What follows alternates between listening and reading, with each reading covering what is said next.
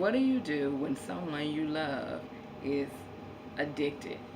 Addicted to pain meds, narcotics, drinking, sex, any type of addiction. What do you do? If you want to hear my story, stay tuned.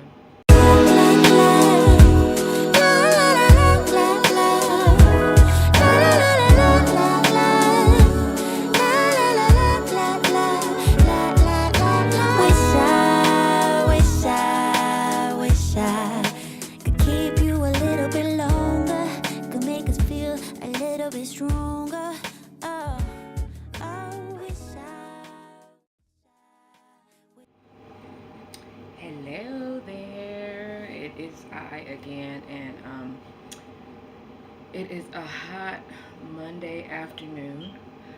I just showered, and the air conditioner, it may as well not even be working. So it is what it is. Anyway, today I wanted to just discuss something kind of like near and dear to my heart, something really serious, and it's about dealing with people who, or family members especially, who are addicted to substance or substance abuse, as well as they have issues with mental disorder, so like bipolar disorder. It's kind of hard. If I seem like I'm rambling, it's because I knew that I wanted to talk about it. I just didn't have all my ducks in a row, every thought about it. I didn't have everything written down about what I wanted to touch about it. For those of you who don't know, I have 3 adult children, 2 boys and a girl. I won't speak on who I'm speaking of in case they ever see this video. I just want to relay my thoughts as a parent who is dealing with someone who has some issues that only they can help themselves with. So 4 or 5 months back, one of my children, which I had already been suspecting that there was something more outside of marijuana going on, just by the things that were going on, things that were occurring. This child lived with me, and all my children live with me, even though they're all adults.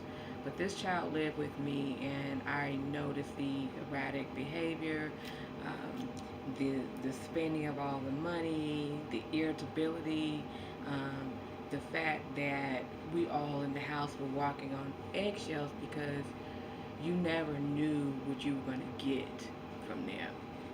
So you had to be real careful about how you woke up and how you moved through the house during the day, because anything could set this person off. Well, I had finally had enough. I talked to all the children about a deadline, about when they needed to move out. And I'm not one of those parents like, okay, you turn 18, you got to go. I thought that's what type of parent I was going to be, because I've been on my own since I've been 16. But unfortunately, the way that society is set up and how expensive it is to just live on your own, I didn't set that as a I'm not going to say unfortunately. Fortunately, I did not set that as a criteria for my children, because my thought process is most other races or ethnicities, sometimes the kids live with them until they get married. They can be 30, 40 years old. So I didn't want to fall into the trap like, oh, you getting out soon as you be 18. I want them to leave and never have to come back. So when you kick them out of the nest too soon, what happens is that ultimately you pay for that, because they end up coming back and disrupting your life. But that's neither here nor there, and I got a little bit off subject. So 4 months ago, I had noticed it longer than 4 months, but it really got bad within the 4 months. I just started noticing that the behavior was getting worse and worse. And as a child that grew up in the 80s, my mother was addicted to crack cocaine, eventually heroin.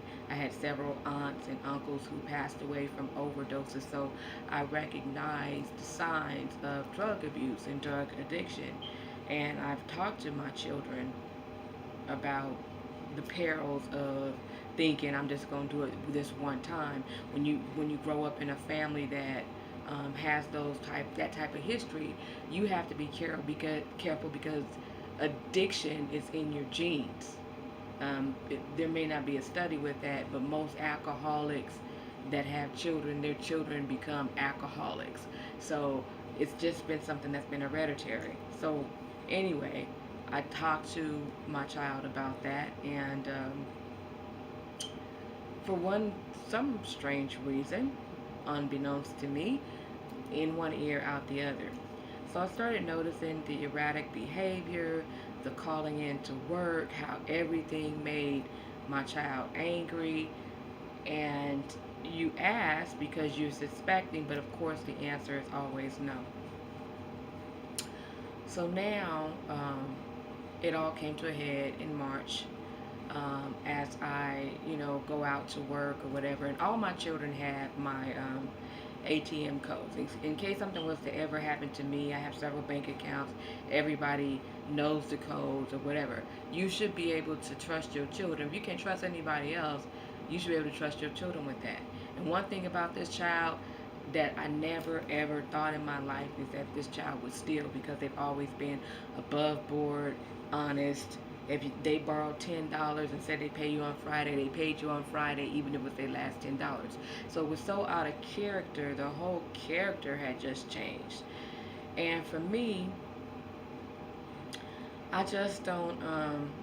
I don't get, what happened in that person's life or my child's life to make them go that way, unless there's something that hasn't been told to me, like a molestation or something.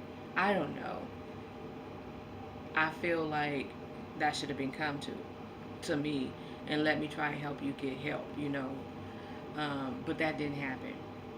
Instead, my child took out of the three bank accounts and wiped them clean. And when that happened, that was my confirmation that drugs was involved, because who steals from their mama?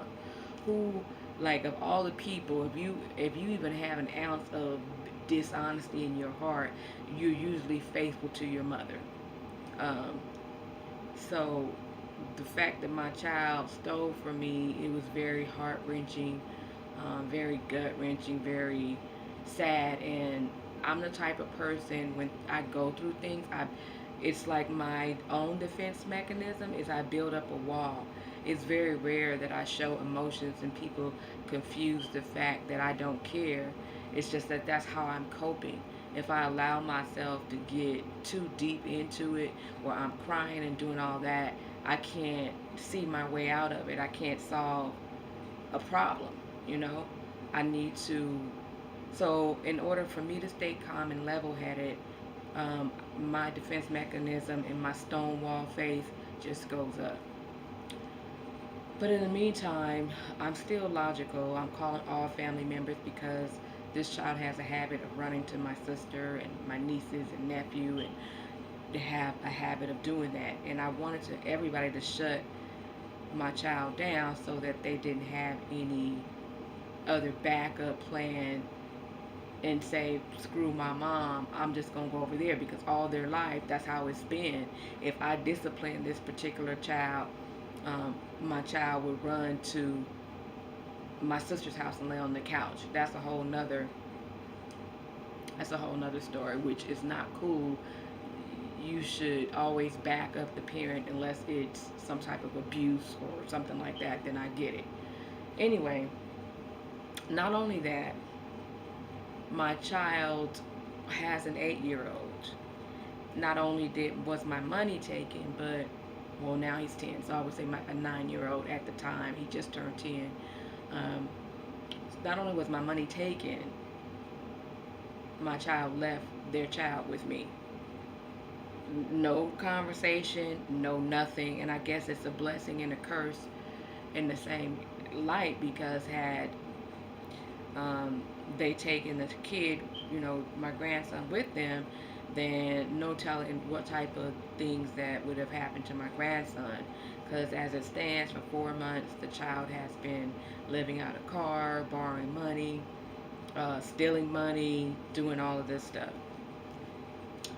So recently, and I'm saying all this, and I can go deeper in another video. I'm saying all this because recently my child has come to me and apologized for all of these things, but in the meantime has lost everything that's been gained in the last 5 or 6 years, lost that in a matter of a few months. And so they're not even welcome in my home. I just recently started letting them see their child, but they have to sit outside on the patio. And it took me a while to even want them at my address. If I could ban them from driving down the street, they wouldn't be able to drive down the street.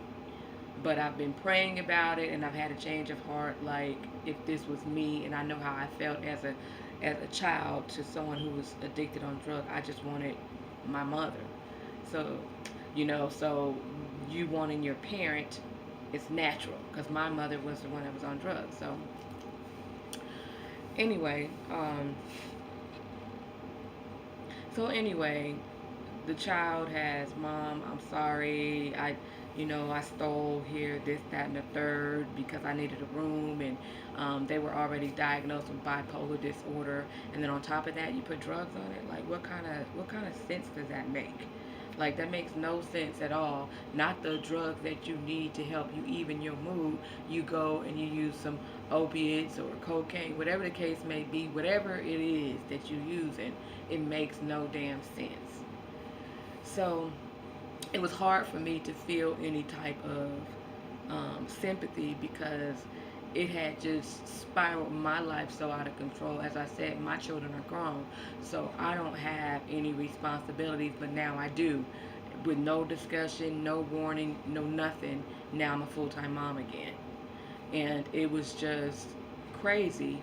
I would have it no other way, because I wouldn't want my grandchild in any type of foster home or anything like that. But it's just kind of selfish for people to pull you into their bullshit. Anyway, so long story short, lately the child has been, I'm sorry, Mom, this, that, and that. The whole family doesn't want to deal with the child, because after leaving here, somebody else took pity on, and let the child in, and ended up stealing from them. So now the whole family is like, now going off of what I said to do up front.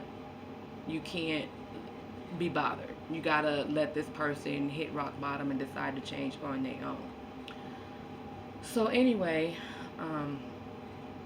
after that, now I've had a change of heart, meaning I would like to get them help, but they would have to admit some things. So they just finally admitted that there was some drug use, but only in the last 3 weeks, which is not true, which in my mind, that means that they're not ready for help.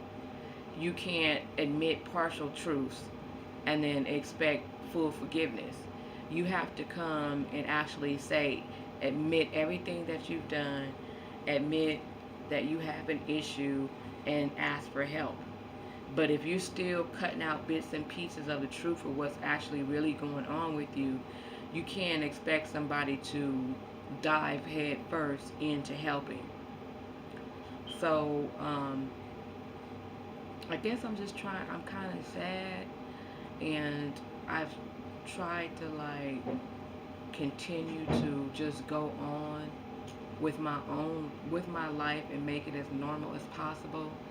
But it's one of those things where, as a parent, you kind of blame yourself, you know. But this child is nearing 30 years old, so I know respectively that it's not my fault, but at the same time, that's how you feel as a parent. No matter how old your children get, that's just how you feel. And so today, the child wanted to come over and see my grandson. I allowed it, but the child wanted to sit in my garage. Now, my son has a lot of music equipment in there and all of that, and and he's not here, you know, so, I could not, in good conscience, say, yeah, it's cool, and then have something come up missing. And it's a shame when you feel like someone you love can't even come into the home and use the bathroom, because that's my biggest fear, is that they're going to need to use the bathroom, and then while they're in the bathroom, I'm going to turn my back for one moment and something's going to come up missing, because that's how my debit cards came up missing, because I had already been feeling that before they came up missing and was hiding my purse. But the one day that I didn't hide it, stuck it on my bed because I was getting ready to run out and come back, and I didn't notice they were gone until I was already on the road. And by the time I called and said, "Hey, what's up?" I was blocked. So that's my life. Anyway, I feel bad as a parent because I don't necessarily want to turn my back, but a lot of me is saying it's just not time. Your child is not serious about getting help and changing, because I've been through this as a child, like I said, with my own parent who promised to get help, I'm sorry, all that, and it never happened. And to this day, I'm not sure if my mom is still on drugs or not, but I know that it didn't happen in my 30s and not in my early 40s. It didn't happen for her to get clean. So who am I to say, or how can I believe that somebody could get clean within 4 months? And when you just admitted via text message to someone else that you have been doing drugs heavily for the last 3 weeks. So I don't know. I talked to the rest of the family members, our immediate family, my children, and said, do we want to sit down with this person and say, hey, do you need help? And their feeling is they have to come to us. When they come to us, that means they're ready. But trying to guilt me into letting them eat in the garage and things like that, it's like, I just can't, you know. And it's so sad when I think I gave birth to this person and I have to act like I gotta treat them like a total stranger because that's how they've treated me. And I know I'm rambling. I have so many thoughts. I've been holding this stuff in for so long. I have so many thoughts, and I just have never. I know that drug abuse is a sickness, an illness, but I have been through so much in my life, and I'm still going through things. Like, I've never even thought about becoming a drug addict to deal with it.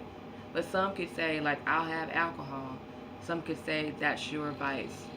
But my vice, and not saying one's greater than the other, which, I mean, in my mind it is, but if I have a glass of wine, it's not keeping me from taking care of business, and I'm not hurting anyone by me having a glass of wine. I'm not, hopefully, to a limit. I know if you overdrink, you can kill yourself, but I don't feel that I'm causing harm by having alcoholic beverages. That is the only negative thing that I'm doing, to myself right now. And I'm not dragging anybody else into it. I'm not stealing to get a drink. Anyway, I'll have to kind of circle back to this. My thoughts are just too far all over the place, and I just want to thank you guys for listening, and I'd appreciate thoughts, advice, hell, some 800 numbers, something. I just don't know what to do anymore. So I am out, and I will catch you on another one. See you soon.